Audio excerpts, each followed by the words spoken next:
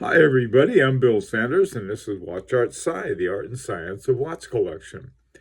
Today, we're going to take a look at Henry's wonderful collection. I think you're going to like it for a lot of reasons.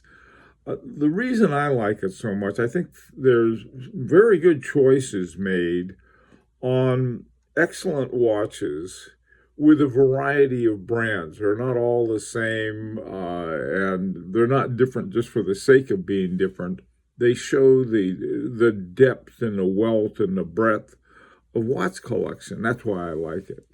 Okay, so let's get started. The first two we got here on the left is a Jaeger-LeCoultre Master Ultra Thin Perpetual.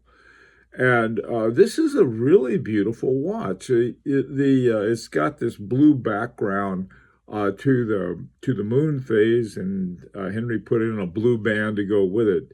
Really a gorgeous and quite nice watch with the ultra thin, but the day, the date, and it, in a perpetual calendar. Really a nice one.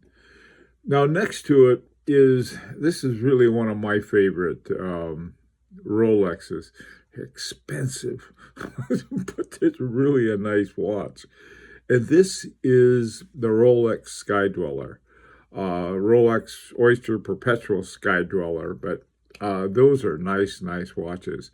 I think they're for a pilot's watch. They have a lot of features to it that pilots need.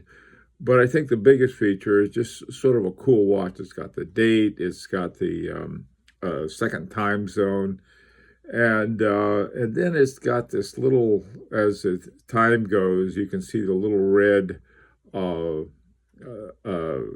hour indexes light up for the current extra time.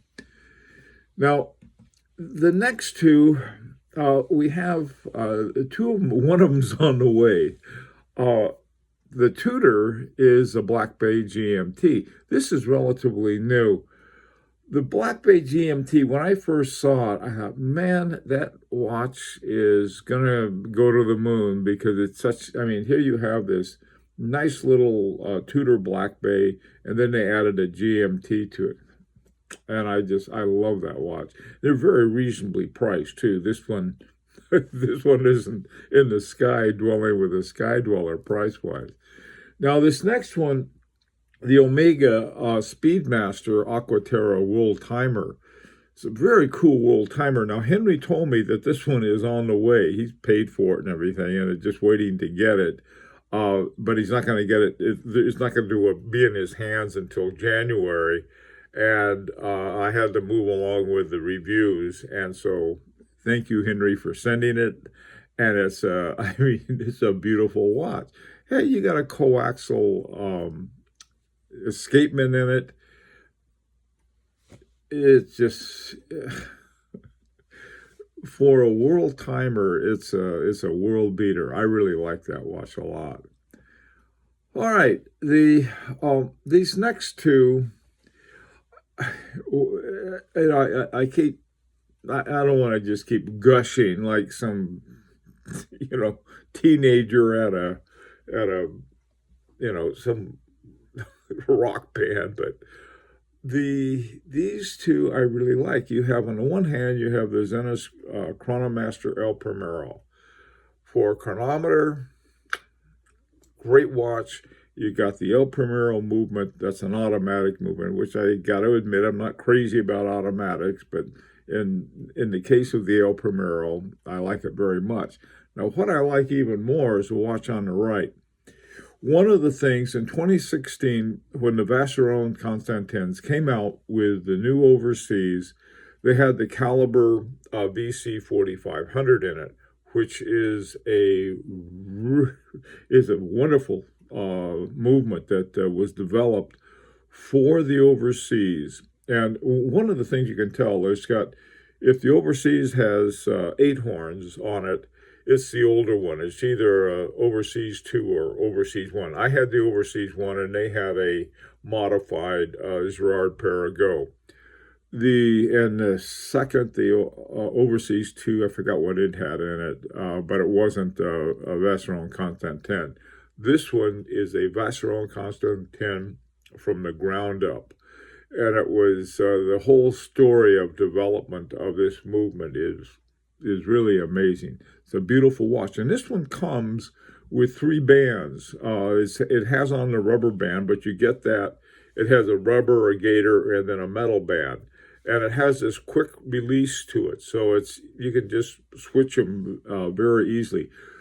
This watch is a wonderful watch, and I, I was when I went to go take a look at one to get one back in 2016. I wanted to get a brown one. They didn't have them when I went in there, and they had this one, and then they had a Quadrille, which I love, and it has the same movement. So, but this watch that Henry has is just if you can get your mitts on one, I highly recommend it. The one I had was the OS one. It was black. It looked a lot like this, except it had the 8 horns instead of the 6. Look for the 6 horns because they have the good movement in it.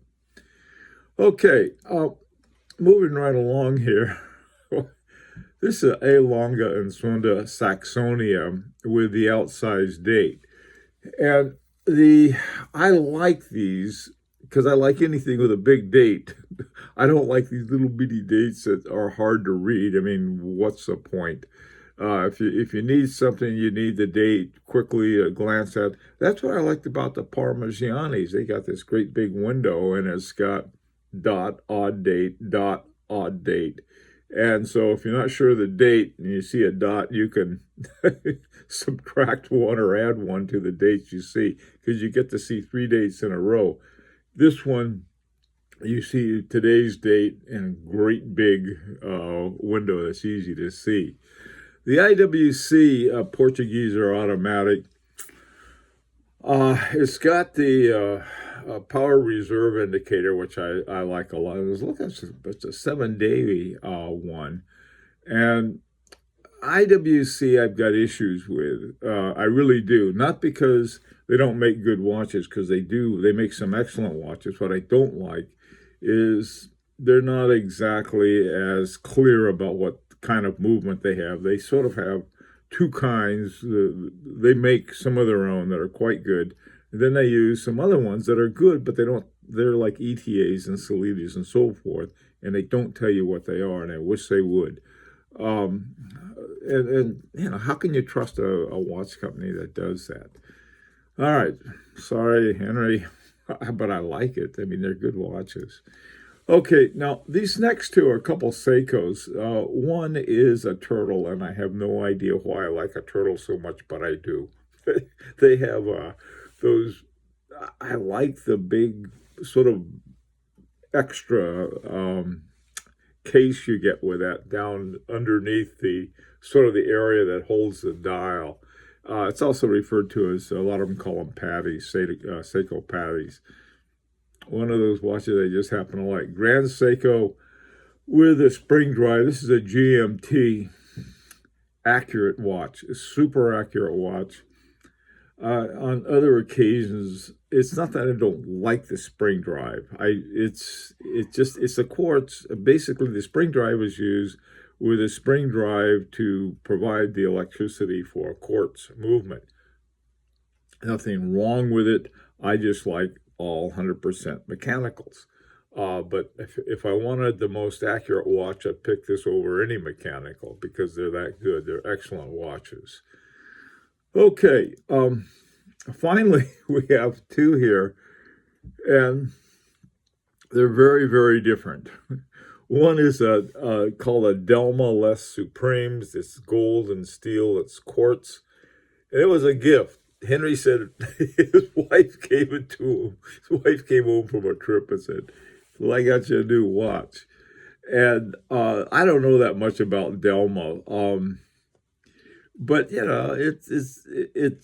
it's a quartz watch, and there are a lot of quartz watches out there that are not considered to be the top-notch one. But this one's very nice looking, and it's a wonderful gesture for a wife. And Henry didn't have to send me a picture of it to include it in his collection, but he has. It's a good thing to do, and I'm glad he did it. Okay, finally, here's another watch I like. And again, I don't know why. There's certain watch I just like. I pick them because I like them. I'm not sure why sometimes. And this is the Omega Speed Seamaster Diver, uh, 300-meter professional chronometer. Um, when I first saw these, I wasn't really crazy about the little wavy lines for the sea.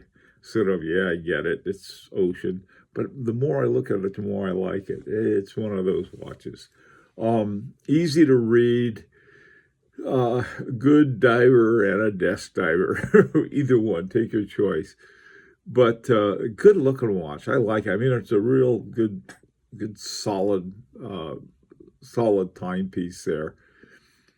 Okay, well, listen, Henry is another one of these guys that looks like he knows where he's going. If I had a suggestion, what I would probably suggest is something sort of in another, just a little tier up. He's got a lot of sort of guy watches, and maybe something a little fancier like a dress watch. H. Moser would be a wonderful selection, just about anything that they have. Or if you want something a little more,